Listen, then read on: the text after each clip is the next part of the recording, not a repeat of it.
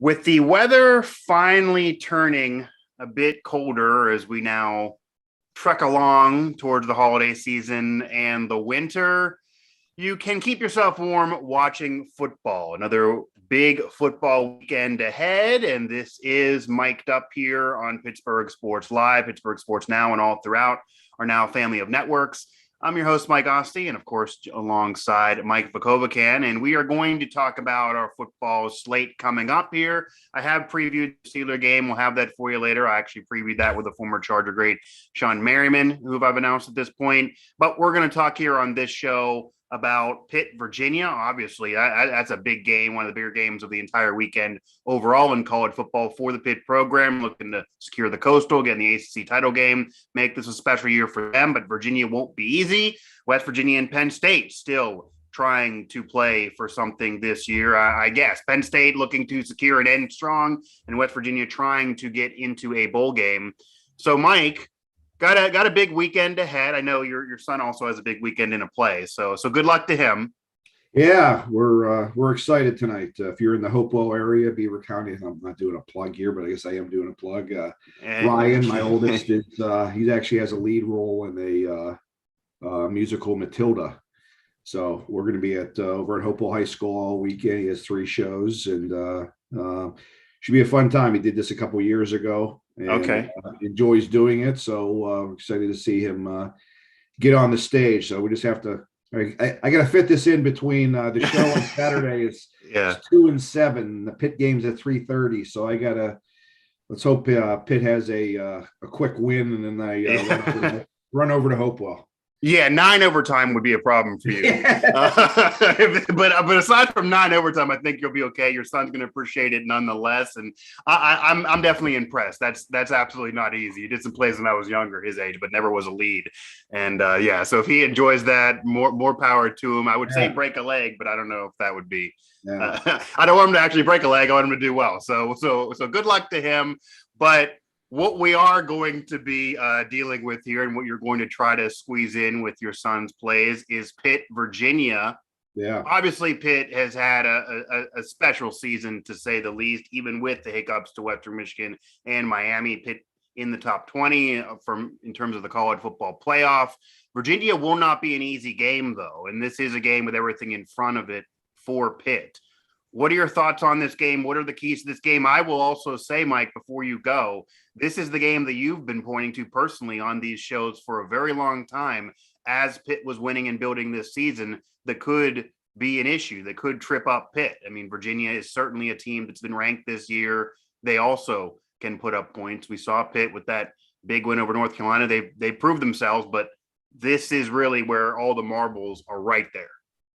Yeah, it's kind of a shame that Virginia's quarterback, Brennan Armstrong, I know Kenny Pickett and Sam Howell have gotten most of the attention, virtually all the attention in the Atlantic Conference this year. Right. But this guy, I don't know that a lot of people know that he leads the country in passing yards, 3,557 yards.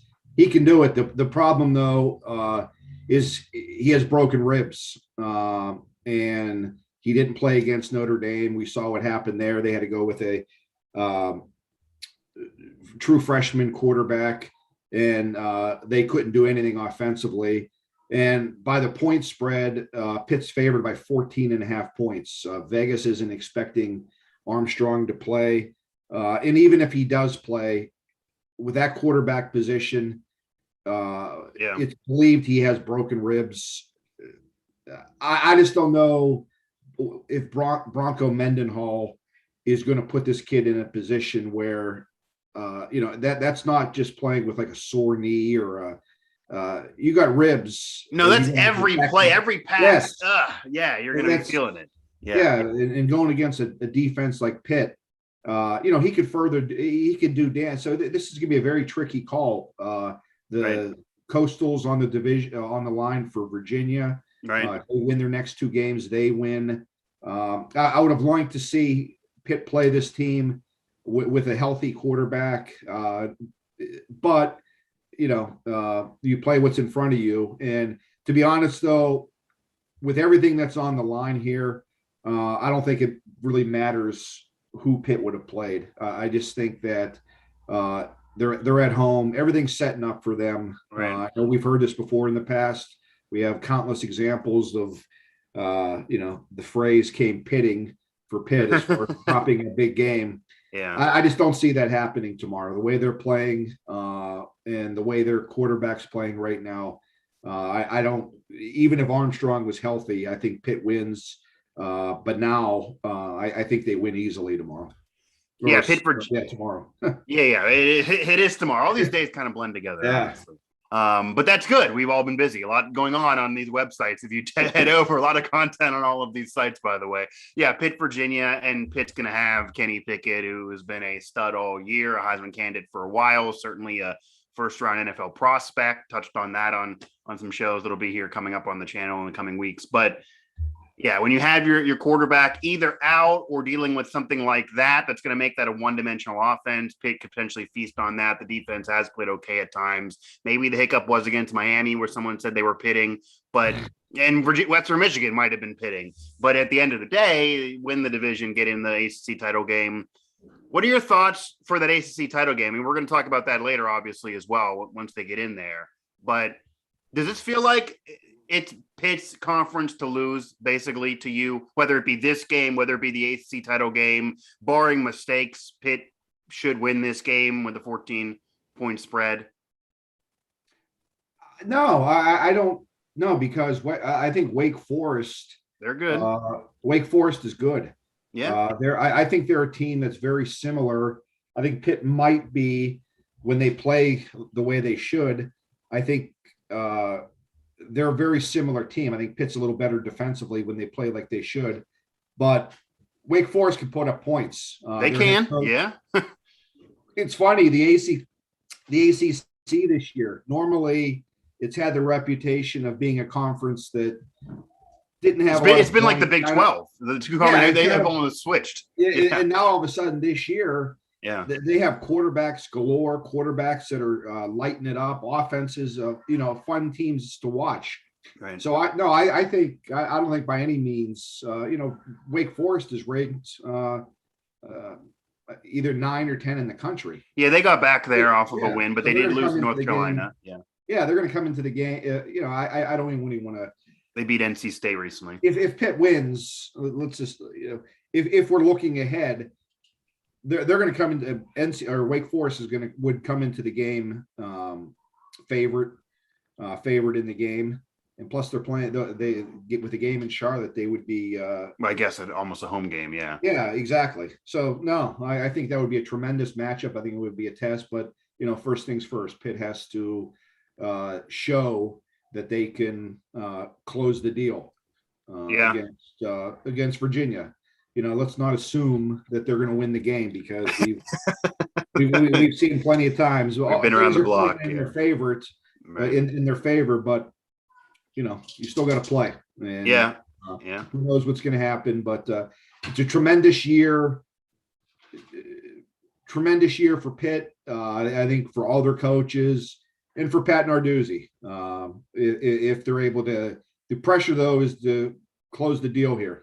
If they don't, then there's going to be different opinions. But if they're able to win Saturday, all the criticism and all the naysayers and some people like me that have criticized Narduzzi and how far he can take this program, we might have to admit that we were wrong in a certain sense. So, but they got to win Saturday, and I think all signs point to them doing so. Yeah, this is the grab the bull by the horns type of situation for Pitt here. Yeah, they were in the ACC title game a few years ago, but this is different. This is a top 20 ranked college football playoff contending Pitt team that at one point, even a few weeks ago, had an outside shot at the 4, even though that probably wasn't likely. A Pitt team that's been scoring points with anybody in the country, and the defense playing a little better now. They had a Heisman candidate for a while based on the numbers of Pickett. So that does allow Mark Whipple, Kenny Pickett, and Pat Narduzzi, to the three of them get together and send a Christmas card to a lot of us saying, hey, we proved all of you guys wrong. And obviously also it's going to be a changing of the guard next year with Kenny Pickett no longer there. So this is the year. Clemson's not an elite team right now. This is the year. But if they don't beat Virginia, I mean, Wake Forest is later. If they don't beat Virginia, then there will be absolutely some people that will say a very good Pitt team. But if you're not even in the ACC title game, what did it do for you? You have to get it done when you have that big point spread and quarterback injured. So there's pressure to do it, but I think they will win. Yeah, and this is really. I was thinking about this yesterday because Pat Narduzzi was on the Jim Rome show. This is a hell of a year. I was talking with EJ Borghetti on the phone a couple of days ago. Kenny Pickett was with Big Cat on Barstool. Yeah, like they busy, all over. Yeah, how busy EJ's been, and I said to him, "This is what you want. This is why he's in it. This is the attention that this Pitt program has gotten over this past few weeks, a month. Yeah, big game. And what they have a chance to accomplish if they win Saturday. You're going to have a guy that." I think Kenny Pickett, the way things are trending now, I think he's going to be he'll be in New York for the Heisman finalist. I think he's going to be you're going to have a Heisman finalist possibly. You have he really should. I mean, obviously if they lose to Virginia, then they probably not, but you really should be. He wins. I think just the attention, his numbers. Yeah, the numbers are there. I don't think he's going to win, but I think just to have him there, right. You have Pitt has a chance to be, if they win out here, these last two games, they're going to be close to a top 10 team going into the ACC Championship Game. You're going to have a first-round pick. You got the attention you're getting for this is a dream season for Pitt football. Right. I can't even remember a year, not even with Larry Fitzgerald. The team weren't nearly this good, right? Yeah. Yeah, this is. The only year, 2004, the BCS appearance against Utah, but that was where we're still ranked 25th, and the Big East had to get a team in. West Virginia was a year away from getting dominant. Yeah, so that wasn't like an elite Pitt team. No, and they didn't have a team in the fight. This is good a year. If Pitt could bottle us up every year, this is. But it's not going to happen. That's why you got to do it this year, right? Yeah, we have to keep saying though. They got to win tomorrow. They got to win tomorrow. That's you do. Yeah, you have to. If you don't win against Virginia, Heisman finalist is done. Whether Pickett could have 7 TDs and they're not going to send him. It's not fair, but that'll happen. And Pitt will they'll be ranked probably, but they won't be where you'd want. You don't even know where the ranking would be. That's a 6-4 Virginia team. The committee, I'm sure, would be very hard on them for losing if you don't have their starter in at 14-point spread. I could see them hanging on for top 25. So yeah, it's all in front of them. But if they win, it's all the opposite way. It's all roses for Pitt there. And this is the year to do this again, because next year you just don't know what will happen. You have to grab these seasons by the horns when they're there. Mic'd up here, Mike Vukovcan, Mike Asti, Pitt-Virginia. That is really the game of the week for our network and the game of the week kind of in general, really. That decides certainly what happens potentially in the ACC title game, one half of it, and completes what is potentially a special year for Pitt, and then puts it all in front of them again to win the conference, and then who knows where they would be. And yeah, the only thing that's out for Pitt right now is the playoff. Everything else can very much happen, but the ACC is likely out of the playoff. And they can make all the projections are that, I guess the people think that Pitt would win the ACC championship game if they win. I see Pitt being in the, what is that called? The group of 6 or whatever the New Year's. They have them in that. New Year's 6. Yeah. You play on those games. That's also money for the school. I mean, a lot of different things can happen. Yeah, and that's generally the goal entering a season. I think that if you told a Pitt fan, playoffs out, but you're going to get in a New Year's 6 bowl game with a Heisman candidate, every Pitt fan in the world would take that. The Western Michigan and Miami losses may stick into you if Pitt completes this, because that certainly Western Michigan derails it from being that top 4. I think if maybe Miami they could handle, since teams have lost games. But hey, this is where we're at right now. I do want to transition here, though. Yeah. West Virginia is looking to fight to get into a bowl game. They need to win out, and you're in a weird scenario if you're West Virginia, where you need to win 2 games in a row to get into a bowl game, one of them being Kansas. And nobody thinks these two are even guaranteed victories. West Virginia, I mean, who knows? Kansas just beat Texas. These are not gimme games. West Virginia has handled Texas a lot in recent years. This is the opponent this weekend in the Longhorns. They're having another one of those years. I'll offer this, Mike, as we open that segment. Texas is not back. They're still not back. If they win, whatever the bowl game, they're going to yell out, "We're back." They're not. I don't care if they win by 30. They're not back. So until we see like an 8-9 win season from Texas, I just don't want to hear "we're back." But they have the Mountaineers this coming weekend. West Virginia needs this win. How important is this for West Virginia to win out and get into a bowl game? And then I do have to ask you, because, I've been talking about this for a while. If you're in the first half and things aren't going well and you're going in second half and you're down, because West Virginia's offense has been really struggling. They've been down like this in recent weeks. Do you consider then pulling Daggy? Do you just redo it? Do you say, okay, if the bowl season's out, we're going to basically practice for a week and a half? What is West Virginia's feeling here in this second to last game and then last game? It's funny. Both those teams enter the game. They're both fighting for the same thing. Yeah. 4-6. I'm sure as hell Texas didn't think when they were whipping Oklahoma in the first 3 quarters. I'm sure not. No. That they would be fighting to just get to a bowl game. And this is disappointing for West Virginia too. They won a bowl game last year. They secured a bowl game by this point last year. There's similar teams. They've shown at times that they're able to play with better teams in their conference, but then they also do things and play really bad. I don't know. Do I think they should make a change for the last game of the year if they lose? Yeah, because they have nothing to play for. But I would suspect with Neil Brown's loyalty, they're not going to do it. Yeah. They're what's the use? One game left. Let the kid play his last game of the year. I don't think he would do that. I might, but I'm not a head coach. This is a game where if you look at it, unless he's trying to get him ready to come back. By the way, Daggy could come back like Pickett did this year. But Texas is without their best player, Bijan Robinson, who I thought actually, if I had to pick the best player in the country, most skilled player that I've saw this year, I think this guy is going to be I think Texas, I'm not sure what his eligibility is, but if he's eligible to get into the NFL draft, he needs to get there. This kid is a special running back in the NFL. I think he's the best player in college football. Right. But without having him,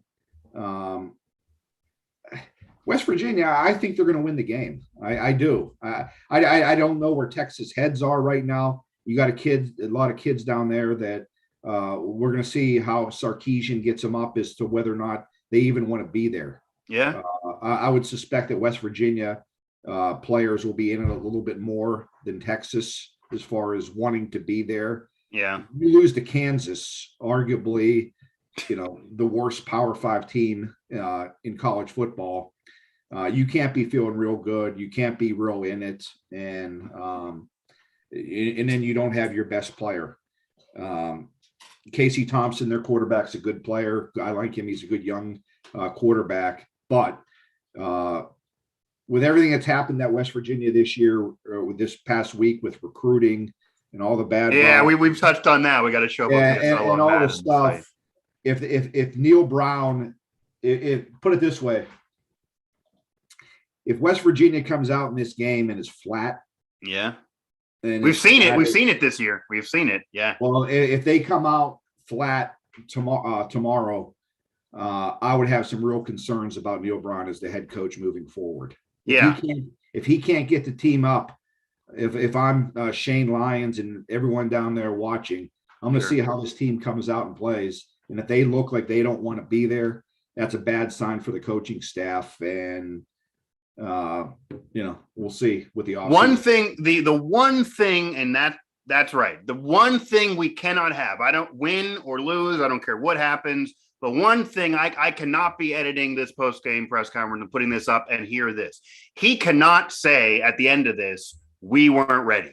Can't happen. Can't, because there's multiple times this year. That's where it is nice, Mike, as being around a lot of coaches. It is nice that Neil Brown takes it on the chin all the time.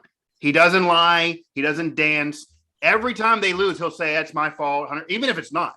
But that cannot be the post-game press conference this week. After what happened in recruiting, losing a 4-star kid, losing multiple 4-star kids. Actually, we did a show on that, as Carl Ludwig was talking about. You have a year where you went from a bowl victory to climbing to now falling. Bowl's not even guaranteed when you're a major conference 15th winningest program ever. You're going to go into year 4 next year. You can't go into Shane Lyons' office anymore and say, I know, I hear you, but we have a top 20 recruiting class. Now it's what, 35th, 34th? No one's bragging about that. That's not even a ranked class. So you got to at least show this team is going to get up, that they want to play for you, that you can get into a bowl game, you can finish strong. Hey, you look, and we'll segue here in a moment, depending on what happens around the country, if they would, this has been bumpy, but if they finish 7-5 with a bowl victory, that would be better than some teams we're also talking about here. Because, like, for example, we'll talk about Penn State in a moment. If they lose some games, they could end up with a worse record than West Virginia. So it's still okay of a year. If it's not a climb, but it's neutral. You just don't want to fall off that mountain. Right. And they got to certainly compete because it is in front of them. They're favored in the game. Texas' best player's out. If he was there, I would definitely think Texas could destroy that WVU defense. But this should be in front of them. They have had moments like this against Iowa State, and I think that's the annoying thing for West Virginia fan. They got up for Oklahoma. They got up for Iowa State, beating a ranked team. They got up for Virginia Tech to win the Black Diamond. And then the week after, in every one of those times, they just sleep through the first half. That has to be a coaching thing. They're not going to fire him. I think even if they would lose out, they're still going to give him one more year. But that seat got to be red hot, especially if they do not finish strong. And we've seen this every week too. We end up covering it. Alums, former players that are notable, that know the success that program's had, they love Neil Brown. When they see this team suck in that first half, they get on Twitter and just blast them. And that's not a good look. That's not a good look, not good feelings. Doing a transition here for you in the show. Penn State, Rutgers, they're trying to turn this around. It's been a long losing streak now for Penn State. You can't really fault them for losing to Michigan. But this is a Penn State team at one point that thought they had an outside shot at the playoff and winning the Big Ten. They've been certainly exposed. Sean Clifford's been injured. He's been fighting in there. They have one of the better punters in the country and kickers that's kind of been their saving grace this year. And this could be one of those games because Rutgers has a solid kicker as well. Does Penn State finally get off the snide here? And do they need to be not only a winner, but kind of impressive for you to show that Franklin's turning this around a little bit? This game's not going to mean anything to me, to be honest. They're favored by 3 touchdowns. That's what I mean. Do they need to win impressive? Like if they crawl through this with a touchdown win. Even if they do, everything that's happened prior isn't going to kicking the hell out of Rutgers isn't going to erase what's happened before. Penn State's problem. You got Michigan State to end the year. That's going to be rough. Yeah, and that's their issue, and that's the issue been the last few years is they beat the teams they should beat, but they don't beat the top 25 teams. So what's that make you? I mean, but they beat Wisconsin earlier in the year, who's now ranked and got better. But yeah, no, your point's valid. They did that, and you can give them the Iowa mulligan because Clifford was out, but then you don't need to just suck for 3 more weeks. I mean, this program over the last 20 games, they're 11-9. Right. Yeah, that can't happen with the amount of talent they have. And Michigan State's going to be a tough one. If they finish the season, they're going to finish the season. I would suspect, I don't know, maybe they could beat Michigan State, but if they don't, they'll finish the season 7-5. To me, that's just a blah. That's just an average. Yeah. And Penn State, that's not what their program is about. That's not what they. No, they want to contend for the Big Ten. Yeah, that's not what they strive for, and that's to me that's just not a really good season. And the scary part is, and I think this is a little bit with West Virginia too, is that their best players, depending on what they do, if they don't come back, Penn State has thrived offensively. Their struggles have been running the ball, and the only reason they've been able to move the ball is because of Dotson and Clifford. If those guys go to the draft next year, they have nobody Yeah. on offense returning that have shown. I would probably advise Clifford to come back to show a little bit more, but you're right. But if you do that, his safety blanket all year has been thrown to Dotson, who's made him really good. So if he doesn't have him, his stock could go down. And the same with West Virginia, Letty Brown and Letty Brown's stock isn't where he thought it would be. Who do they have next year going into next year? That's the scary part is both those programs are they comfortable, or are they secure with players they have coming back that can lead them? And Penn State right now, I don't know. I don't see anybody, at least on offense, especially at the quarterback. We all know that's the most important position. And if Clifford isn't playing next year, they're going to be relying on a freshman quarterback next year. Good luck with that in the Big Ten. Yeah, and Michigan State re-signed the coach for 10 years. Michigan always has a top 10 recruiting class. Harbaugh finally hasn't underachieved this year. Ohio State is just death taxes, and Ohio State going to be right there. I mean, even if everything goes right, Penn State's probably fourth. They might even be fifth going into next season. So, yeah, it's a problem for Penn State. And Franklin dealt with rumors all year. If he wants to get away from this challenge, it would have to be going to somewhere else, because this would be a while to build Penn State back up. And that was also the issue with West Virginia losing KJ Thomas as a recruit, because that's the weapon that was going to be there for whoever's the quarterback, and that's in flux. So you need a weapon to help him. We touched on that on a show here on the channel and on the site. I think all three teams, though, just to close here, I think all three teams. Yeah, I think they win. I think West Virginia will be close, but I think if they don't win, Penn State, that game will be over at start of the third quarter. Right. And I think Pitt, I don't know about the 14.5. If the quarterback doesn't play, I think Pitt easily covers. We just don't know how injured, if those are broken ribs. Right. Yeah. I don't know how he's going to be able to play. But if he does, I think he'll keep the game a little bit closer, just because he's a really good quarterback. But I think Pitt wins the game, and we'll be making plans to go to Charlotte. Yeah, well, turn on the fireplace on, enjoy some football this weekend. Of course, then the Steelers Sunday Night Football against the Los Angeles Chargers in LA. So stay up for that one. That'll do it for this Friday edition of Mic'd Up. For Mike Vukovcan, for all of us here at PSL and PSN, I'm Mike Asti. And again, enjoy another football weekend. Can't be a bad thing when you have that. And good luck to your son. Mike will have to enjoy football as well as watching his son in a play, which is that time of year as well here as we get